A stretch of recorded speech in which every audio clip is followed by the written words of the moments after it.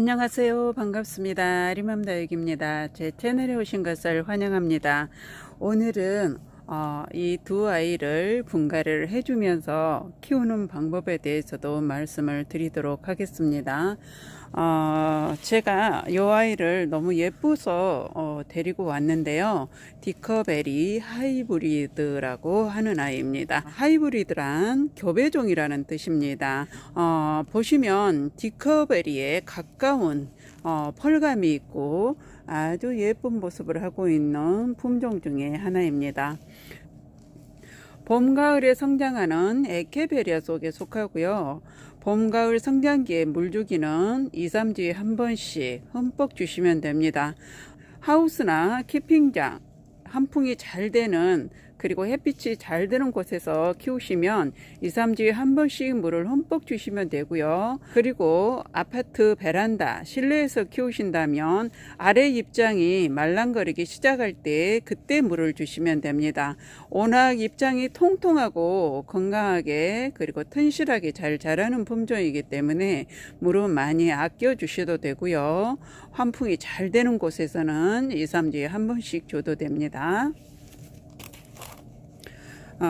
그리고 이 로블레드입니다. 군생이고요. 한몸 군생인지는 모르겠습니다. 제가 분리를 해봐야 알 것 같고요. 주로 이렇게 군생을 이루고 있는 경우에 화분에서 분리를 하다 보면 각자 다른 몸이 한 곳에서 자라고 있는 모습이 있을 때도 있습니다. 이렇게 군생을 가져올 때는 뽑아보지 않는 한은 어떻게 한 몸으로 이루어졌는지 아니면 각자 몸인지 확인을 할 수가 없기 때문에 분리를 해보면 이제 알 수가 있겠죠. 여기서 보면 목대가 아주 굵은 그런 품종입니다. 그래서 적심을 해서 군생이 나왔는지 아니면 자구가 나왔는지 나중에 분리를 해서 한번 보겠습니다. 그리고 화분 선택은 제가 이 화분을 선택을 했고요. 이 로블레드를 여기다 심어 줄 겁니다. 빨갛게 물이 들어있는 이런 품종들은 이렇게 밝은색 그리고 파랑색, 연파랑색 이런 색상이 잘 어울리기 때문에 여기에다 이거를 심어 줄 거고요. 그리고 디커베리는 여기다가 이렇게 심어 주려고 합니다. 색상이 지금 밝은색이라 약간 붉은빛이 나는 그런 화분을 선택을 했습니다. 먼저 디커베리 하이브리드를 제가 분리를 해 볼게요. 농장에서 키울 때는 이렇게 흙을 거의 마사로 많이 키웁니다. 물 빠짐이 좋기 때문에 농장에서는 주로 또 성장을 많이 시키잖아요. 상품화를 만들기 위해서는 또 성장을 어느 정도 시켜야 되기 때문에 주로 마사를 가지고 많이 쓰고 있죠. 여기에는 보면 거의 산마사인 것 같아요. 산마사. 또 강모래가 있고 강모래는 일반 모래 같은 그런 느낌이 납니다. 그러나 산마사는 약간 이렇게 황토가 섞인 듯한 그런 모습을 하고 있죠. 흙 자체가. 뿌리는 왕성하게 잘 컸고요. 그래서 제가 흙은 거의 털어주도록 하겠습니다. 건강하게 잘 컸습니다. 뿌리가 이렇게 굵은 뿌리가 튼실하게 잘 큰 거 보면 이렇게 잔뿌리가 많이 없고요. 원 뿌리가 건강한 편입니다. 하엽 정리는 이렇게 해주는 게 좋고요.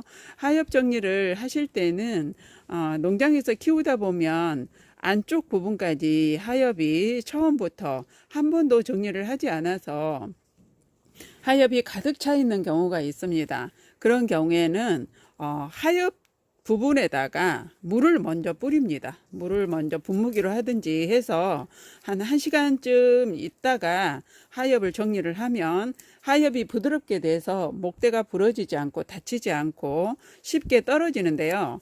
빳빳한 상태에서 거의 바짝 말라있는 상태에서 하엽 정리를 하다 보면 군생인 같은 경우에는 살짝만 목대를 건드려도 쉽게 떨어지더라고요. 저도 그거를 경험을 못 해봤는데 이번에 하엽 정리를 하면서 목대가 가늘기 때문에 군생을 이루고 있고, 그리고 하엽이 가득 쌓여 있는 경우에는 물을 먼저 분무를 해서 뿌려준 다음에 촉촉하게 만든 다음, 그러면 하엽이 부드럽게 되겠죠. 그때 아래쪽 부분부터 살살 그렇게 떼주면 되는데요. 화분에 분리를 안 돼 있을 경우에 화분에서 다육이를 뽑지 마시고 그 자리에서 바로 하엽 정리를 하고, 나머지 아래쪽에 많이 있는 부분은 흙을 분리를 해서 그때 하엽 정리를 해주면 다육이가 다치지 않고 또 목대가 부러지지 않았습니다. 그거를 한번 그렇게 해보니까 쉽게 할 수가 있어서 우리 구독자님이나 영상을 보시는 모든 분들께, 우리 다육맘님들께 알려드리고 싶었습니다. 하엽 정리는 거의 다 했고요.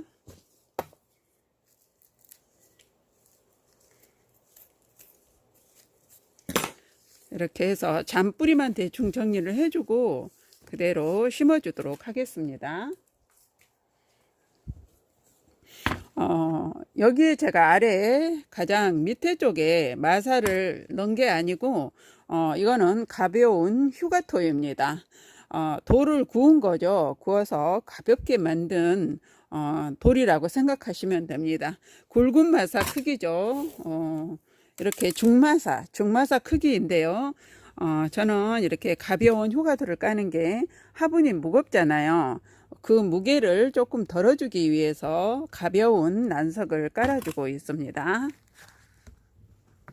이제 분갈이를 해 볼게요. 뿌리는 제가 펼쳐서 심어 줄 거고요. 분갈이 흙은 8대2로 했습니다. 마사나 가벼운 난석을 80% 하시고 상토나 지렁이 분변토를 20%만 해서 심어주면 물 빠짐이 좋아서 저는 그렇게 해주고 있습니다. 그러나 또 각 가정의 환경에 따라서 흙 배합을 해주시면 되고요. 많이 습하고 동양인 집은 또 9대1 정도로 해서 심어주면 좋겠죠. 물이 잘 빠져야 다육이가 웃자라지 않고, 많이 웃자라지 않고 커주기 때문에, 많이 습한 집은 9대1 정도로 해서 해주는 게 좋습니다. 그리고 제가 항상 얘기를 하지만, 이렇게 저는 이제 3두이기 때문에 2두가 앞으로 보이게끔 이렇게 다리가 3개죠. 3개면 이렇게 어느 부분을 앞으로 할 것인지 화분 모양을 보고, 또 화분이 이렇게 무늬가 있을 경우에 무늬도 보고요. 그렇게 다육이를 앉혀서 식재를 해 주시면 됩니다. 식재란 다육이를 화분에다가 앉혀주는 걸 얘기를 하는 거죠. 우리가 다육이 언어가, 어려운 언어가 참 많습니다. 로제트도 그렇고, 처음에는 그게 무슨 뜻인가 이렇게 많이 조금 혼돈이 될 수가 많죠. 잘 알아듣기도 쉽지도 않고. 그래서 로제트란 입장을 얘기는 하는 거고요. 입장이 둥근 모양, 두터운 모양, 뭐 이런 식의 그 로제트를 입장이라고 말씀을 하시더라고요, 전문가님들이. 저도 처음에는 식재 이러면 용어가 어렵잖아요. 우리는 그냥 분갈이 해준다, 심는다 이렇게 얘기를 하는데, 다육이는 식재를 해준다 이렇게 말씀을 많이 하세요. 식재란 다육이를 이렇게 분갈이를 해주고 화분에다가 앉혀주는 걸 식재라고 합니다.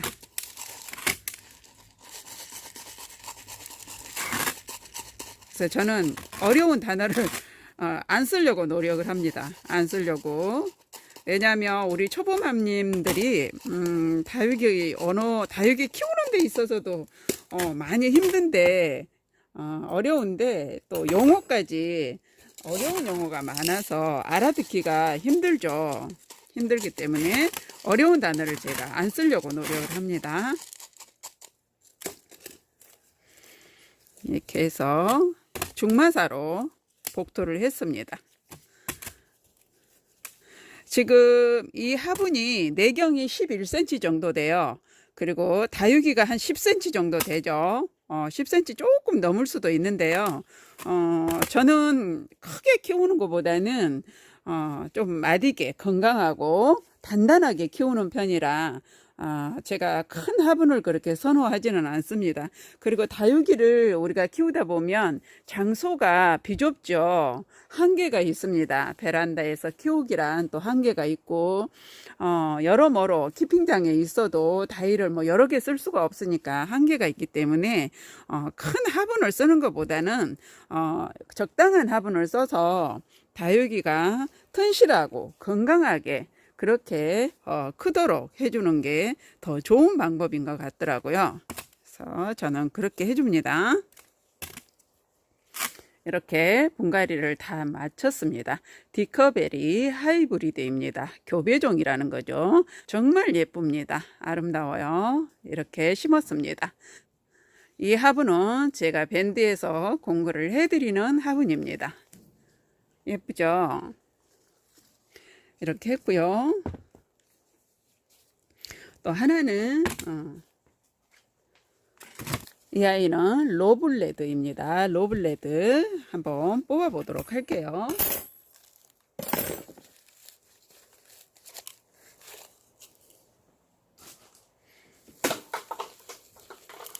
한 몸이면 좋겠는데 이거는 또 다른 데서 자란 아이 같아요. 흙이 달라요. 흙을 상토만 썼습니다. 펄라이트와 상토만 해서 그렇게 길렀네요. 근데 자구는 한 몸인데 적심을 했습니다. 적심을 해서 만들어낸 군생이죠. 그래도 성공을 한 겁니다. 이렇게 군생이 많이 이루고 있는 거는 성공을 한 거예요. 지금 이것도 목대가 굉장히 가늘어요. 가는데 목대 줄기에서 이렇게 목대 부분에서 뿌리가 나와서 안착이 되어 있기 때문에 이렇게 조금만 건드려도 떨어질 것 같아요. 그래서 이거는 흙을 많이 털지 않고 솜털만 조금 제거를 해준 다음에 분갈이를 해주도록 하겠습니다.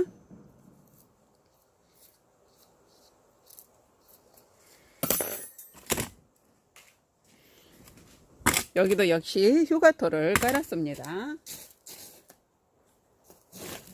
분갈이 흙은 8대2로 해주고요. 화분 모양을 한번 보겠습니다. 어디가 예쁜지 여기가 예쁠 것 같아요.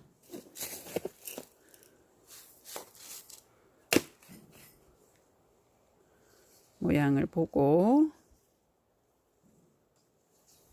이렇게 심어주는 게 좋겠어요. 한쪽에는 지금 목대가 부러질 것 같아서 잘 잡고 뿌리는 펼쳐서 심어주세요. 뿌리를 모으는 것보다는 다육이는 뿌리를 펼쳐서 심어주는 게 좋습니다.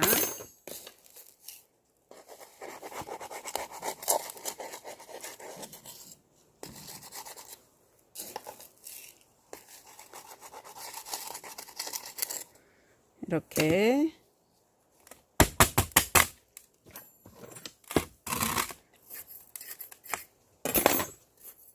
뿌리 속에 흙이 잘 들어갈 수 있도록 살살살 쳐주고요. 흙이 다 채워졌죠. 이러면 이제 목대가 있는 거라도 중마사로 복토를 해줍니다. 제가 분갈이 할 때마다 늘 얘기하지만 이렇게 복토를 하실 때는 흙도 채워질 때 마찬가지지만 안쪽으로 이렇게 살살살 밀어주면서 해줘야 안쪽 목대 부분까지 마사가 잘 채워지겠죠. 그래야 또 자리를 안정감 있게 딱 잡고요.